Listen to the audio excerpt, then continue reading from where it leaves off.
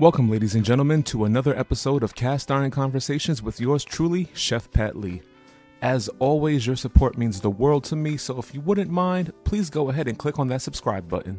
Now, on today's episode, it's a very special one for me for two reasons. One, I have the opportunity to interview a creator that I have the utmost respect for and admiration, particularly because of his positive take on content creation, his ability to bring together millions with his life hack reviews, and his general sense of community and business. Today, I have the pleasure of interviewing the one and only Life's Book CEO.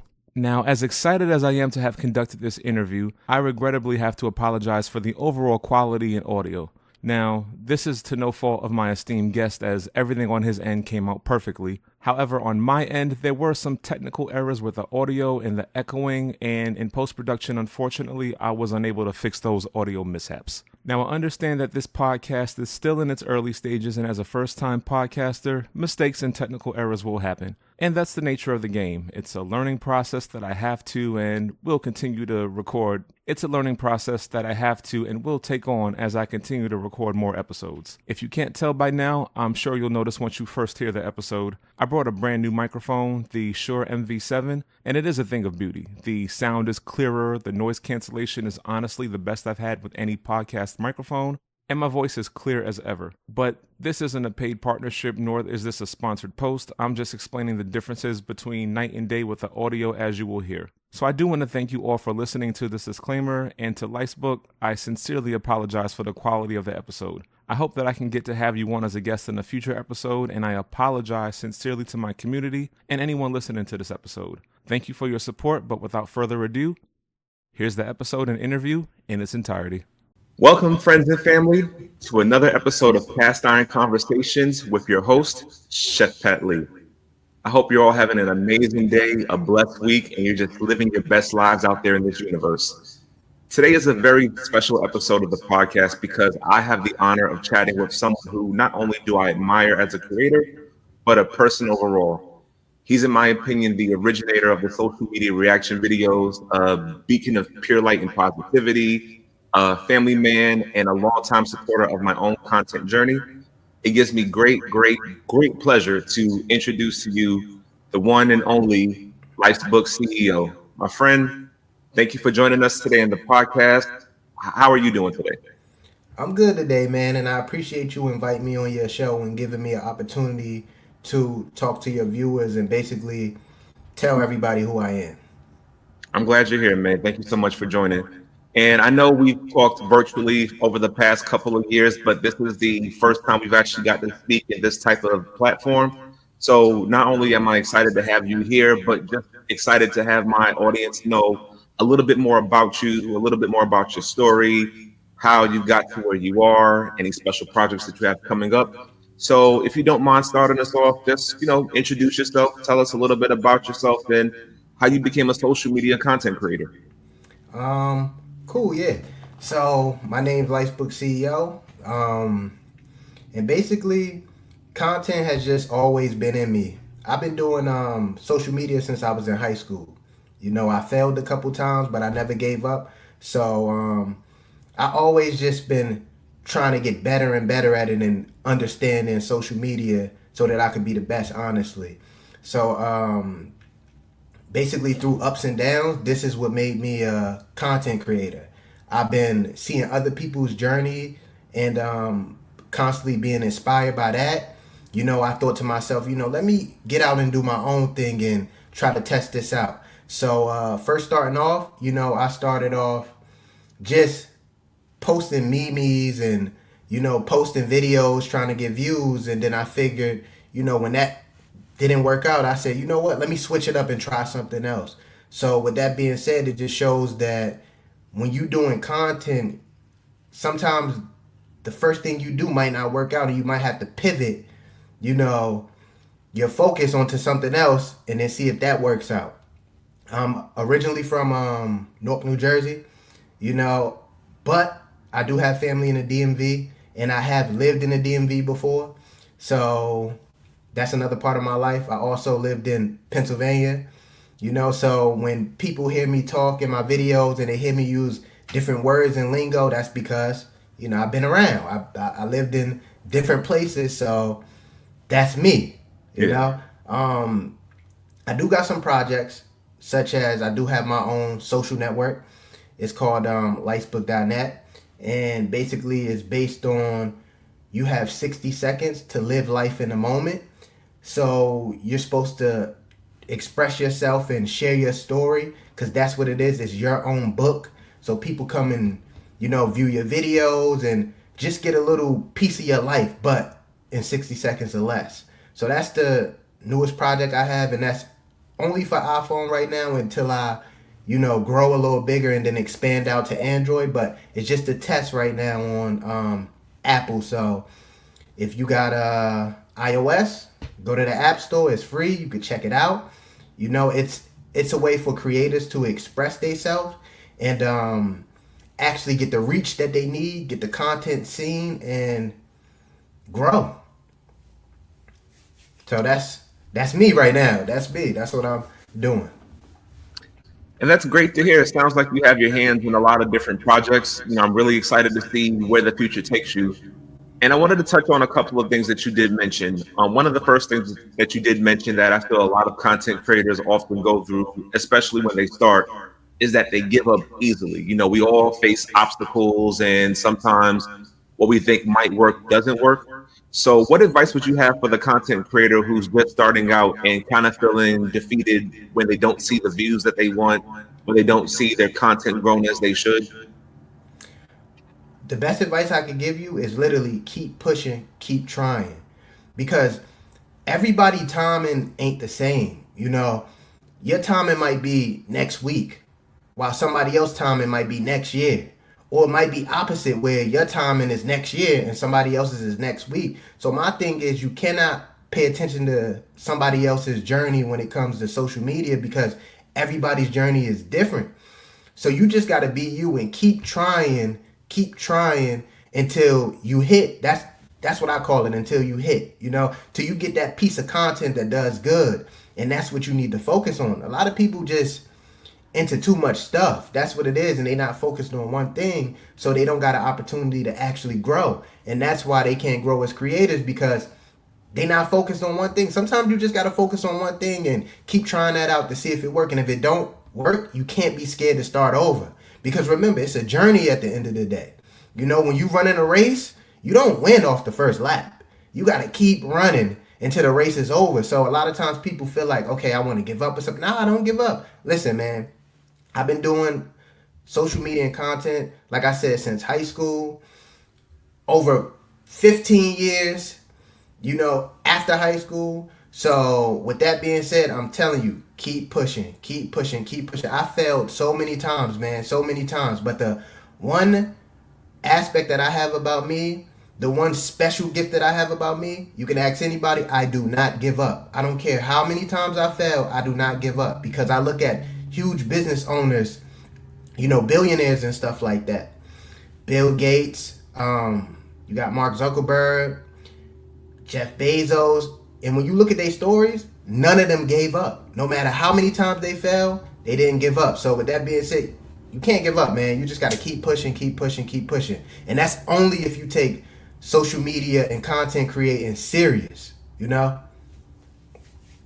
Yeah, that's really sound advice. And we've had discussions about this before, about just everything that goes into social media. Like, some people don't seem to realize that it's not as easy as it's shown on the cameras. Like, for people like us, we have to edit our own content. We film our own content with our own cameras. We don't have camera crews. We don't have agencies pushing our content. This is all us. So when you're doing all this by yourself and then you get like maybe 10 or 20 views, some people may get discouraged by that. I look at it as these are 10 or 20 people I don't know in real life that are just discovering my page and are actually starting to grow with me.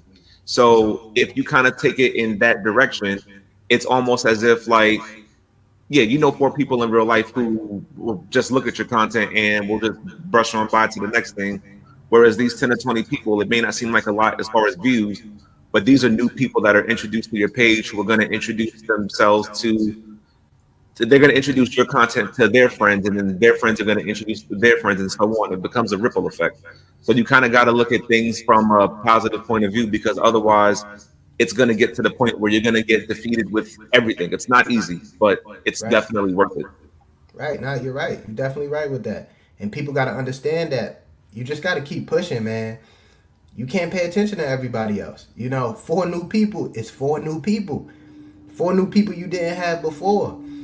And a lot of times I feel like when a lot of creators starting off, they look at a lot of the bigger creators, whereas, you know, we got large followings, and then they look at our numbers, and then they try to compare that to their numbers. And at the end of the day, you can't do that. We've been in the game longer. So because we've been in the game longer, you know, the results are starting to show through our social media. And it's like, when you get to comparing that when you new, you're not going to get those views right away. And that's what discourage people and make them want to give up on content. You know, so you gotta grind this out, man. It's I'm telling you, social media is like a business. You just gotta grind it out. When you start a new business, you know, you grinding it out until it grow and blow up. And that's the same thing with social media. So a lot of times this is a job. You got to carry this like a job. Mm-hmm. And then when you start to carry it like a job, you'll continue to be successful. But the number one thing I would tell people is when you starting out with social media, this ain't the time to quit your job or anything like that, because you still got to support yourself. You still got to pay bills.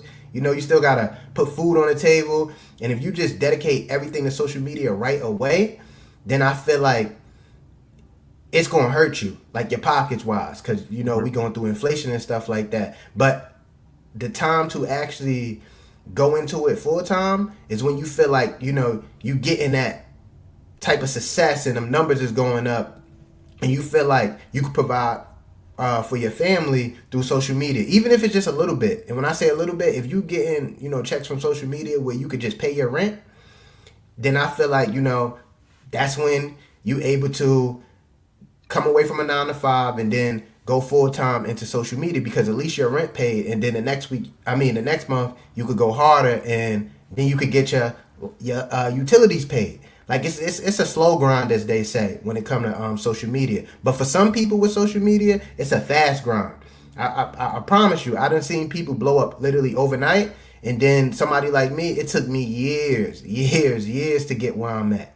But I feel like when you put more time into it, and you somebody that's seasoned in social media, you know the ups and downs. You've been through adversity, so you know that if somebody say something negative in your comments, you know how to deal with that. Being as though if you're somebody new in social media, you see them comments, it might get to you mentally or something like that, and that might discourage you from making more videos also. So you gotta take the punches when it's dealing with social media, because social media is more than just creating content. It's about being mentally strong too, because the things that you see in them comments will either make or break a social media influencer. And let's touch up on that, because that's a very good point. Because even when I first started my content creation journey, I've always had the mindset of whatever negative you have to say about me, it's in one ear and out the other. But there are a lot of people on social media who use the platform for, of course, good. And then there are people who use it to say the most hateful, nastiest things. And I've seen a lot of creators, even some of the higher level creators, go in a back and forth with some of these people, when you kind of have to realize that, one, they're just saying that just to get that reaction out of you. And once they get that reaction, they don't care to go back and forth with you. They're just happy that they were able to mess your day up.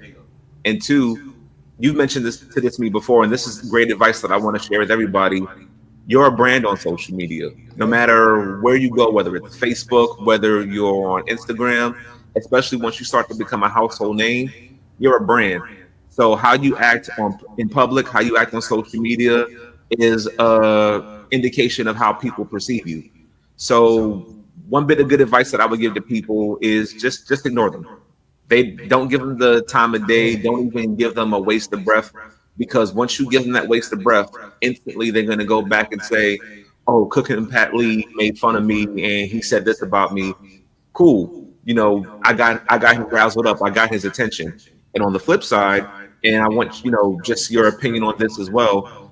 When you start reaching out to brands and start getting brand deals, they see that and they think, this isn't somebody who I want to represent my brand, because let's say if my product is great, but someone has something negative to say about it, we're just going to let that slide. We don't need somebody to go back and forth. And now we got people thinking that our brand is problematic. So Right. just want your insight on, that perspective. Me personally, and I tell a lot of people that I do know that does content, you gotta leave that stuff alone because listen, like I said, I also own my own businesses, and the number one thing that I take in consideration by owning my own business is the people that represent my business. So that's the same thing with the brands, and you got to be careful when you're arguing with these people and stuff because then the brands look at it as, okay, this is the person that's representing my product, representing my image. And if you constantly arguing with people, that will deteriorate brands from dealing with you because you're problematic. I mean, you see it a lot of times, even with the celebrities. Certain celebrities don't get the brand deals that they supposed to because they problematic. Whether they fighting, always arguing with somebody on social media. It's just like you don't want your brand looked at in a negative perspective. So with that being said, it's like brands might not deal with you. They might not mess around with you. And I would be sitting here lying if I told you that when people commented sometimes that like when I first started off, I didn't write a long paragraph and then delete it. I know we all did that before where you write the long paragraph and then you delete it because Yeah. because then you think about it and you like, you know what? This don't really matter. And with me, like I said, I grew up kind of rough. So with me growing up a little bit rough, this stuff don't affect me because like in school we used to talk about people, you know what I'm saying? So Yeah. it's like that ain't nothing to me, honestly. But some people do. I feel like I wish like maybe TikTok, Instagram, Facebook, YouTube, they all got together and at least did this one thing for creators. And like we deal with a lot mentally with them comments. Like some of the stuff that people say, I feel like it got to be a boundary to it, like as to what people can say. It because some stuff be a little bit like it's past personal. It start to get crazy. Crazy like Yeah. it turned into hate speech a lot of times. Like that's what one of the biggest things I deal with a lot is a lot of hate speech. That's what I deal with. Like certain names, that we're not going to address on the podcast. But if Yeah. anybody know what hate speech is, you already know. I have been told some crazy stuff, and it's like, okay, a lot of the other stuff, that's cool, but this stuff, y'all got to do something about it because then when you go and report it, they don't do nothing about it. So like that's another thing that it deteriorate or push creators away from creating content because a lot of the stuff that these trolls, because that's what I call them, because a lot of people they just be trolling, man. They want to see you down, and one of the best things that I brought to social media was positivity, like uplifting people and stuff like that, because we was going through COVID, and while we going through COVID, people don't want to be. We already sad. We sad. We got to wear masks and stuff like that. Like people want to smile, so Yeah. that's what I was bringing in. People hate when people are happy and joyful and having a good time because some people just literally got negative spirits on them, and like I promise you, they wake up every day and just be like, okay, who day I'ma mess up today. And that's just how it be. So as a content creator, you just gotta be strong, man. You really gotta be mentally strong. And I'm gonna keep saying that. Being mentally strong is one of the best things that you could bring to social media. And I promise you, your journey will be easier if you're mentally strong. Because nothing won't break you at all. So And that's really great advice. And if anybody's listening to this, well, I'm pretty sure you are, but for anybody who listens to this, take this advice and run with it. There aren't too many content creators who are going to give you advice like this. And we speak from this from experience, off our own experiences. We want to make sure that as you start your content creation journeys and continue your content creation journeys, that not only are you prepared for it from a creative standpoint, but you're prepared for it mentally. It's a lot that goes into this, not just from you creating your content, but from engaging with other creators, from engaging with trolls. It could take a lot on you mentally. So it's not as easy as one would think. It is worth it in the end because you are your own boss and you get a chance to make money and to do something fulfilling being yourself. But just know it's a lot of mental toll that it takes on a lot of us. And I wish y'all all the best with this. And we just want to make sure that you don't have it as hard as we did, but still understand some of the hurdles and struggles that we had to go through and face. Right. Definitely. So let's talk a little bit about your content. Now, a lot of people know your content as reaction videos, Right. and I see you as the creator, the founder of the reaction videos. I discovered your videos myself during the pandemic, and a lot of on TikTok, and a lot of life hacks that I didn't know myself personally. I actually discovered from your page. Right. But what got you interested in just sharing life hacks with the world and doing this type of content? Okay, so when I actually first started off on TikTok, it was about what? I think like 2019, early 2019 too. And I tried something else. I used to do like skits and stuff like that. My skits, they did good. Hmm. And I did used to do gaming also. I was already like big on YouTube with gaming. I was getting a Yeah, I lot of remember that. views, you I know. actually saw So one of your videos. Sorry, I didn't mean to interrupt you. I actually saw one of your videos that actually did help me out. It was a NBA 2K19 video on how to get unlimited VC, and I was like, yeah. man, that can't be true. And I tried it. I was like, oh, so that works. Yeah, I had a nice little following over there on YouTube. You Hmm. know, I was doing 2K content. I was doing commentary. See, that's what I did. This is actually why I'm actually good at commentary, because I started off doing 2K. So I was Hmm. doing tutorials teaching people the game. And it was, they was blowing up. So I came over to TikTok and I said, you know what? Let me try skits. So I did skits, and I'm not even gonna lie, I was getting 18K. I still got old skits and stuff like that. It was cool. So then I said, okay, let me try the gaming. I did the gaming. I was getting good views. I said, that's cool. But then you know what? I said, I got to do something different. So I started doing food. I started messing around with a different brand or whatever like that. Their videos came down my timeline. I did a reaction to it. It did like 50K. And then they got what, I think like 3 million now. They got 3 million now, if I'm not Hmm. mistaken. So I think it's Grub Spot. You ever heard of Grub Spot? Yeah. The page, the food page. Hmm. Right. So Grub Spot, like we kind of like close. So I Yeah. started off actually doing a videos, and it was doing good. It started picking up. We connected. They ended up following me. They don't follow many people. I think they probably follow like 15, 20 people. I don't know. So Yeah. then I started getting into food commentary, but then I started trying out life hacks because it started teaching me stuff. Like, this is the thing. A lot of times people see me do reaction, and it's like, it's not just for me. I try to help other people too, because it's a lot of things out here that we don't know how to do.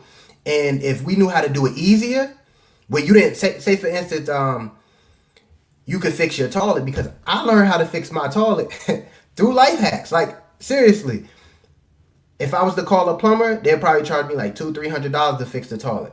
Hmm. Come to find out, I just got to fix the flap and the handle. It cost like $8. So it was like, okay, bam, I'm learning stuff. I'm learning stuff too while I'm teaching other people. So I took it as me doing reaction videos, whether it's food or life hacks. It's me. First of all, I'm admiring your content.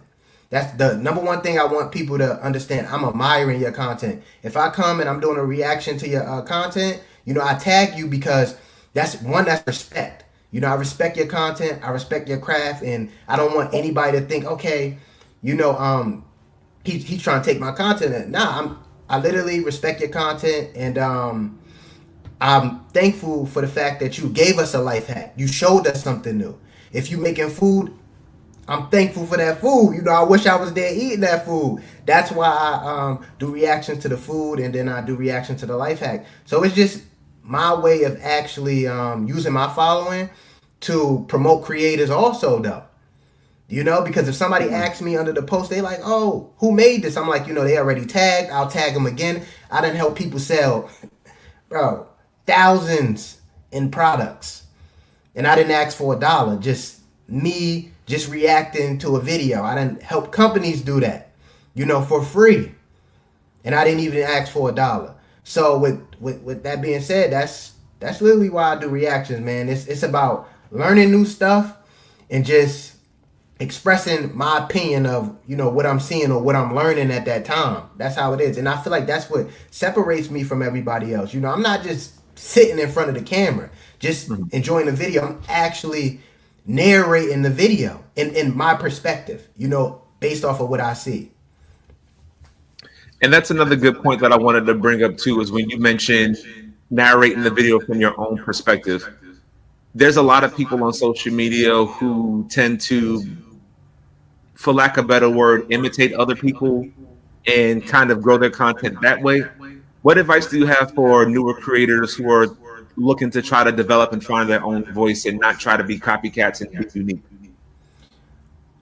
What I would honestly say, because I've been through this, I done had people basically steal my image and,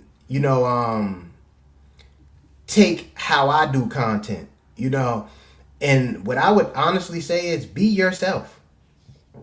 You got to be yourself, man, because at the end of the day, eventually, people going to find out who the real you are. And I'm authentic, so I'm the real me. If you come and you see me in public, I talk the same way I do in the videos. That's me.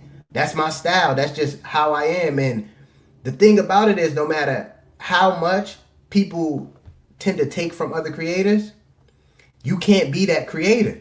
You'll never be that creator. You'll always be you. So you got to put out your own image, your own brand, because when the brands do come, they want that same person. They don't want a new person. They want the person that they seen in the videos. And if that's not you, then you're going to have a problem. And then you do got a lot of creators that will block you based off of that too. Because they feel like you feeding off their content. And nobody has a problem with other creators,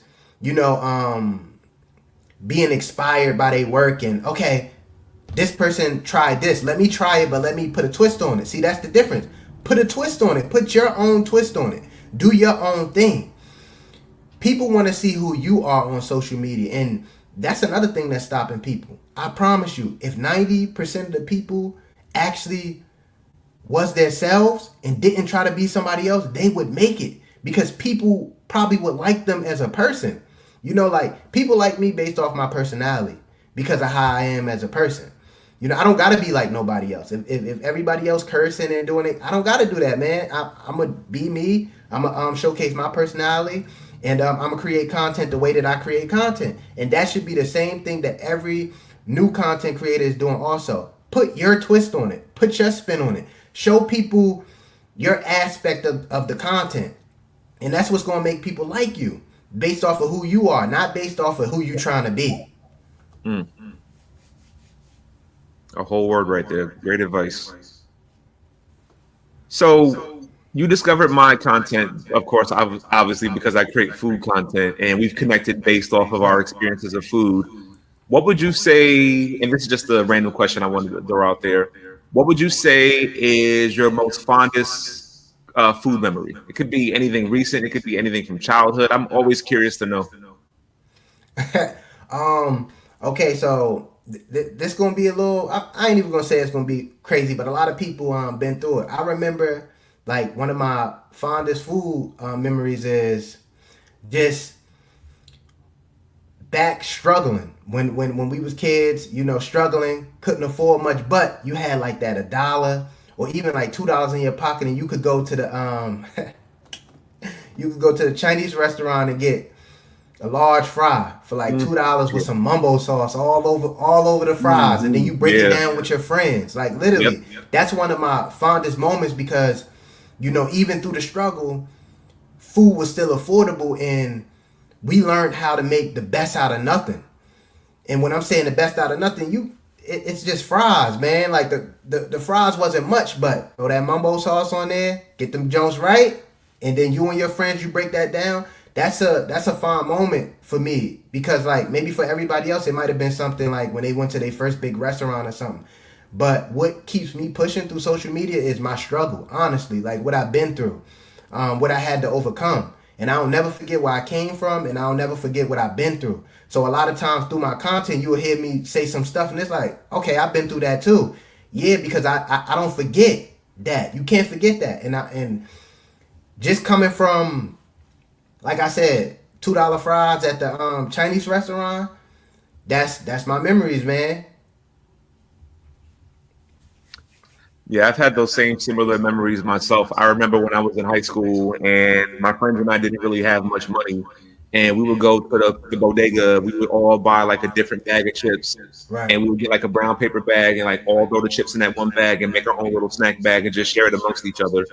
And to some right, people, that may just seem like, you're just eating potato chips, but it's like you get to bond with people over experiences with food, which is one of the main premises of why I wanted to create this show, because I always felt that the world is crazy as it is. There's wars, there's violence, there's so much going wrong. But I feel like one of the things that brings us all together is food and the yeah, conversations that we have on memories with our friends, memories with our grandmothers, memories of we didn't have much in the house, but we were able to make the most out of what we had. That's what brings us all together. It's such a beautiful thing. right, right. Food literally does bring everybody together because, in life, a lot of people gonna have differences. Hmm. Different opinions and everything. But one thing that a lot of people got in common: food. Like for instance, you got people that might have different political views and stuff like that. But I bet you one thing that them two people got in common: fried chicken. Hmm. That's one Oh thing yeah. that them people got in common. So that's what just tell you that food definitely do bring people together. And the one thing that a lot of people like to do is even with funerals, for instance, we talking about food bringing people together. You got a death that's gonna bring people together where everybody's sad, they mourning, but Mm. when that food come out, Oh yeah. everybody happy, smiling, they laughing. It's just a good time now, even though this was just a devastating moment. Food is different when it come to life. It can change different aspects of life also. It can change different situations. It can make things better when things are bad. So yeah, food definitely does a lot with connecting people and bringing everybody together. What would you say? Might be a tough question, but what would you say is your favorite life hack video that you've done to date, or at least one of them? My favorite life hack video. Now, I'm not gonna lie, you're right. This is a tricky question because, like I said, I have learned, a lot of things. But I got one. I got one.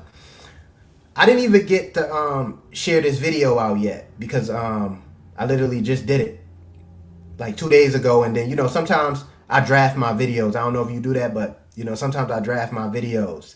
So Hmm. I'll do a couple, put them in a draft or whatever. But one of the best videos that I have come across was changing the water filter in my refrigerator. That one right there, yes, it's easier than you think. And like I said, I'm gonna release that. I'm gonna release that. But that's one of my favorite ones because I was gonna go and call a refrigerator company to get the water filter fixed. Come to find out, I go on TikTok. I'm like, hold on, you could just take this out, and bro, it's so easy. It's right underneath your light. It's push the button, pop right out, take it out, put the new one in, and the water filter is like $50 on Amazon. Where the refrigerator people was talking about coming out and charging me like 200 and something dollars, Mm-mm. and it took like No. 5 seconds to fix. Yeah. That's it. That's my favorite life hack because it saved me money. Any life hack that saved me money, that's my favorite life hack. I love those life hacks right there. And I think that's one of the other things I like about your page is that not only are you sharing these life hacks, but you're actually doing them to make sure that they work. Yeah. I know a lot of times when you see content, you often wonder, oh, this person cooked this recipe. Are you actually eating it to see if it tastes good? Or, yeah, you said this life hack works, but have you actually tried it out yourself? And before you even post it, you're actually saying, all right, let me try it myself to make sure it works. So you actually stand by your content. So that's a great thing. Yeah, right. Like for instance, I got this nail filer video I posted, right? Mhm.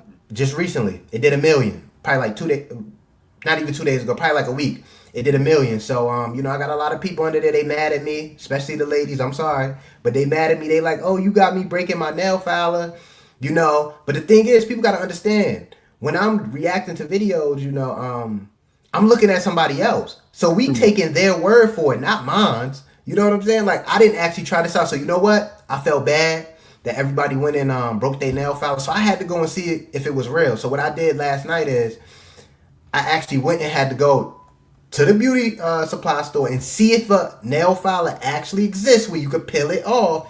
And I had to buy that. So I brought that and I actually did a video to it, and I will be releasing that video later on today so that everybody can see that it actually is real.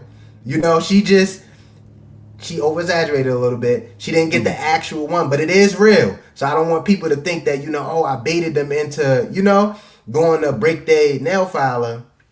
And that's not the case. So a lot of times when it do come to doing these life hacks and stuff, you do got to spend money. Same thing with the food. When I'm doing food, I'm spending $80-$90 to go try food out. You know, I'm trying to get weird food and stuff like that. I'm traveling to go get that food. Because a lot of that food, the exotic snacks and stuff, it's not even where you at. You got to travel far to go get that. Yeah. You know, so people got to understand, like, even in social media, it literally takes money to make money when it's dealing with social media also, because it take money to make content. Everything ain't free. Exactly. One of the things I wanted to touch up on, and I genuinely want your opinion on, is, as I'm sure you and many people are aware, is that Congress is trying to stop TikTok in the United States. And for somebody like yourself, who I feel like has given the world so many videos on life hacks and different things that you learn, TikTok is a very educational and informative app for so many of us. Right. Just want to know, how do you feel about that potentially being a possibility, and would you feel like that would be a detriment to your content if it's something that actually does happen? To be honest, when it come to TikTok with me, you know, I like TikTok. I like just how it brought a lot of people together. It gave a lot of people a voice. And I do believe that, you know, once that get taken away, if it get taken away, you know, I get that they passed it, but TikTok is fighting in court, appealing it and stuff like that. And when you appealing something, you know, it could take an extra year to, you know, fully get removed and stuff like that. So they playing a long game. And it could. I mean, it's not going to do too much to my content because I'm on every platform. Like, I'm not just on TikTok, but for other content creators and stuff, you know, I feel they pain because TikTok is their main platform. TikTok, it's not my main platform, but TikTok is where I started. So, like I said, you always got to remember where you came from, you know. And I don't really want to see TikTok go. It's just TikTok brought something different to the world. You know, it helped us get to see everybody's life, you know? And I feel like that's what's going to really be taken away from us. Not being able to see certain things, because look at all the life hacks. I mean, a lot of these other social media networks, they've been around for a long time, and I think I learned the most from TikTok. Same, yeah. You know, I'm not even lying. Half the creators I met, you know, the food that I seen, that's from TikTok. You know, and even the way that these other social media networks are branching out, whether it's YouTube Shorts, whether it's Instagram Reels, whether it's Facebook Reels, TikTok had the short form content first. You know, TikTok was what replaced Vine for us.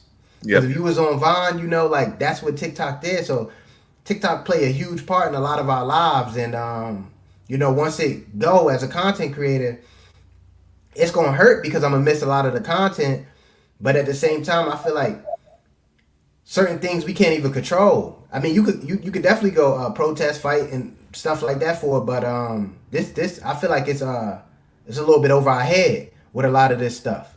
Yeah. Like this is between literally TikTok and, you know, the government. So I hope and I wish, you know, TikTok well as far as trying to do what they got to do. But as a content creator, this is why you got to expand out to different platforms, because you never know what could happen. It's the same thing as if you got a job. You know, you got to put money away. You got to save money just in case you lose your job, you know? So it's the same thing with TikTok. I would be creating on other platforms and stuff like that, and saving my content, because once TikTok go, you know, you don't want to lose all your content also. So that's honestly how I feel, though. I really don't want to see TikTok go, because a lot of people don't understand content creators and content. You know, you got people that's laughing saying, oh, people going to have to go back to work and stuff like that. But look, when it comes to content creating, the only reason why people hate content is because we took a different road. We didn't take the road that everybody else took. We took that road where not that many people make it. No matter how many people you see on social media, even if they got 1 million views, a lot of people not gonna make it though. Yes, social media is a big space, but to be a top creator, it's not easy because you competing with screen time with everybody else. You know? So as your video come down there, it gotta catch the attention of other people. So it's a big space, but you truly gotta be different when you come in with your videos.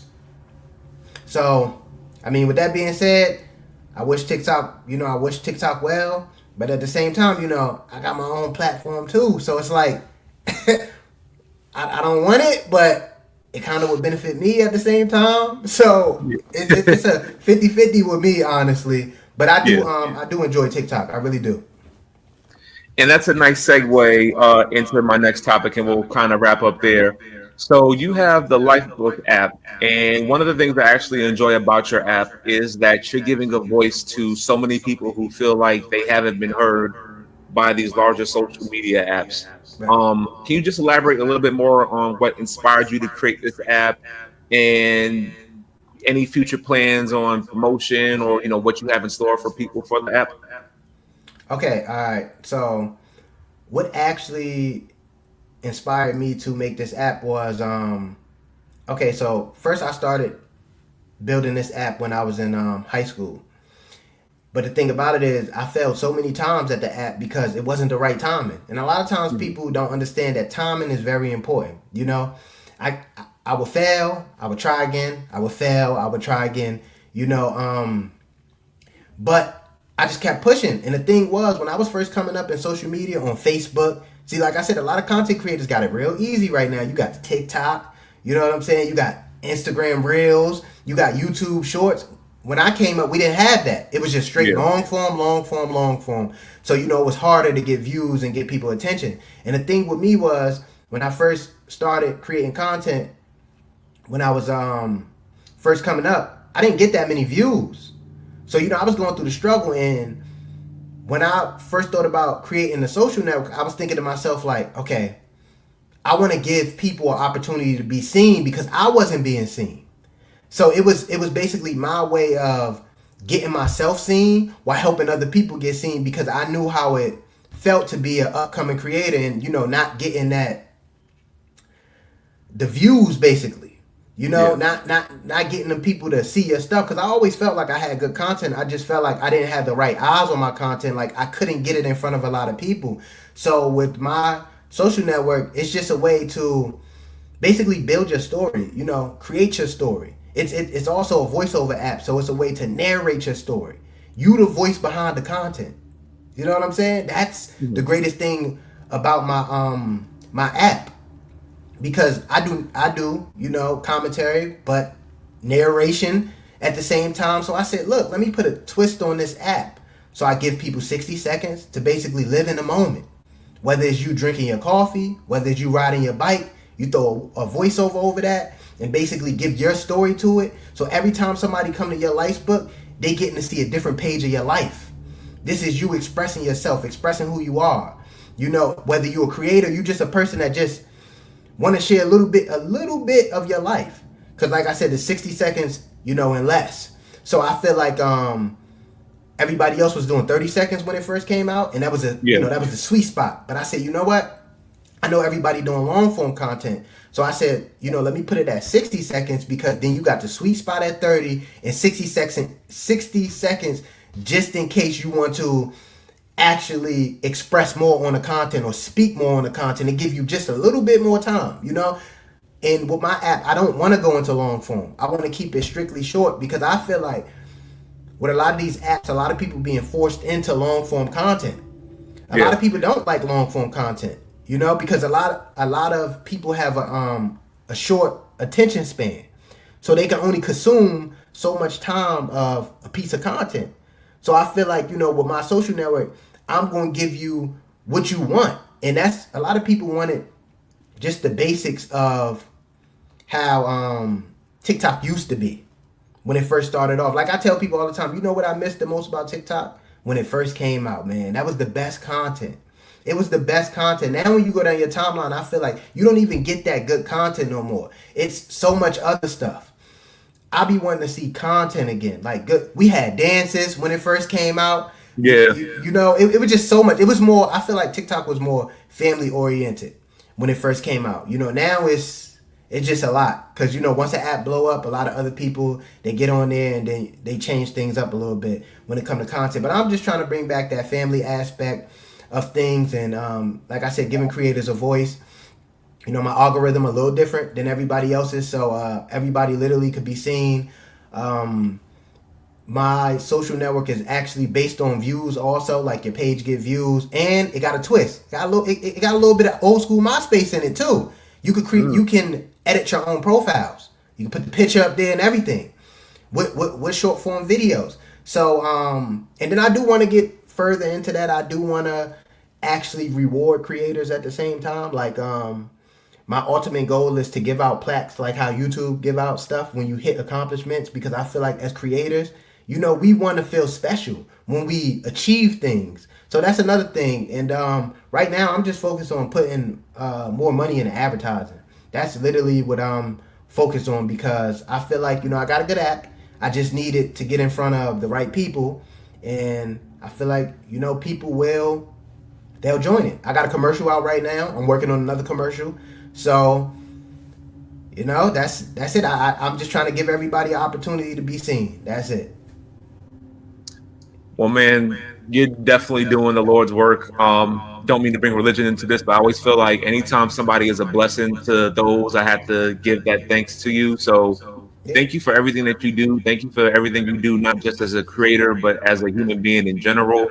I feel like you're one of the more genuine people on social media. You know, you've always been a help to me. You've been a help to others. And I am genuinely excited to see what your future has for you as far as a creator, as far as an app designer. I wish you nothing but the best. Right. And one more thing I want to say, just in case people don't know. So, like, if they do go to the App Store, it's Lifesbook, LIFESBOOK.net. That's the app. It's free. And then you did ask me earlier, and I forgot all about this. I don't know how I forgot about this, but I also do got games out in the App Store too.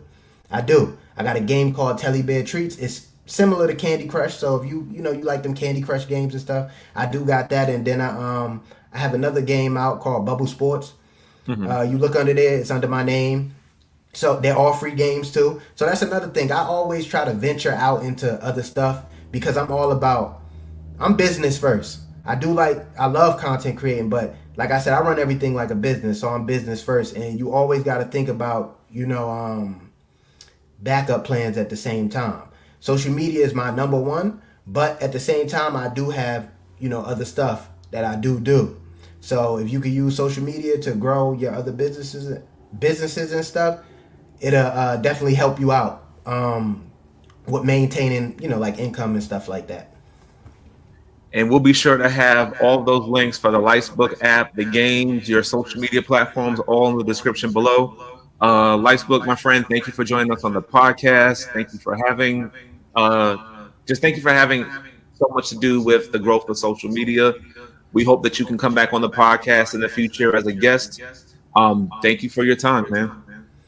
And I appreciate that. And I just want to give one more shout out to the actual OGs of reaction videos on YouTube. I feel like I did do a little something on the short form, but the OGs on the YouTube, I appreciate y'all, because if it wasn't for y'all, it wouldn't be no me.